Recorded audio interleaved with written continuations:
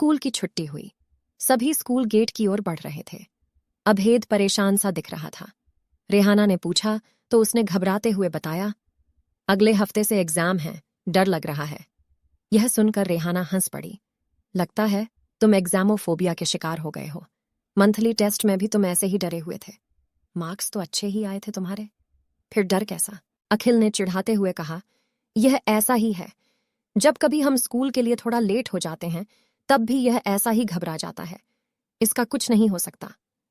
एक के बाद एक सारे दोस्त अभेद को चिढ़ाने लगे तो रेहाना ने बात बदलते हुए कहा, बहुत हो गया। तुम सब इसे सपोर्ट करने की जगह इसका मजाक उड़ा रहे हो। अच्छे दोस्त ऐसा नहीं करते। दूसरे दिन स्कूल में लंच ब्रेक हुआ तो बच्चे मस्ती करने लगे। अभेद चुपचाप एक कोने में अकेला बैठा था। रेहाना ने पूछा तो अभेद ने कहा, एग्जाम डेट सुनने के बाद से मेरा तो खाने का मन ही नहीं है। मुझे तो आज रात नींद भी नहीं आएगी। रेहाना पहले तो मुस्कराई, फिर धीरे से बोली, क्या तुम शाम को मेरे घर आ सकोगे? मेरे पास एक जादुई माचिस है। अभेद ने पूछा, जादुई माचिस? रेहाना ने कहा, हाँ, उसे मेरे अब्बू को उनके अब्बू ने दी थी। वह करिश्मा करती है, लेकिन उस जादुई माचिस को भूल कर भी किसी को न दिखाना और न ही उसे खोलना।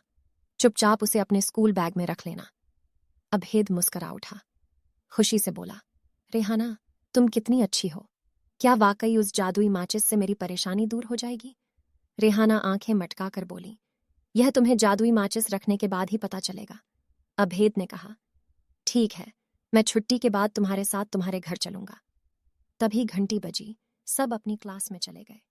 छुट्टी हुई तो अभेद रेहाना के साथ उसके घर चला आया। माचिस देते हुए रेहाना बोली, मेरी बात तुम्हें याद है ना? कल मुझे स्कूल में वापस कर देना। अभेद ने खुश होकर हाँ में सिर हिलाया।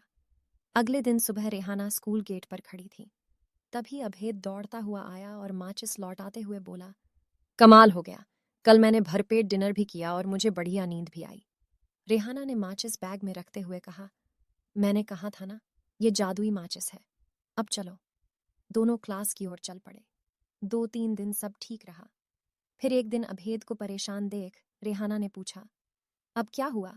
तुम फिर परेशान हो क्या? अभेद ने धीरे से कहा, क्या करूं, पहला ही पेपर मैथ्स का है। मैथ्स से मुझे बहुत डर लगता है।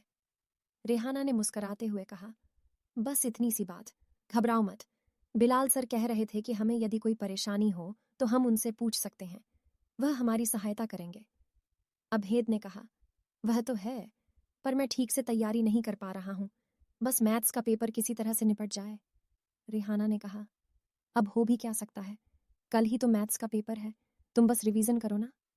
अभेद ने कहा, हो क्यों नहीं सकता, मैं शाम को तुम्हारे घर आ रहा हूं। प्लीज, बस आज रात के लिए मुझे वह जादुई माचिस और दे दो। रेहाना ने धीरे से कहा, ठीक है, लेकिन यह अंतिम बार है। वादा करो कि घर जाते ही खूब अभ्यास करोगे, एक एक चैप्टर का रिवीजन करोगे। करोगे ना? अभेद बोला, अभ्यास तो मैं कर ही रहा हूं, लेकिन घबराहट है कि जा ही नहीं रही है।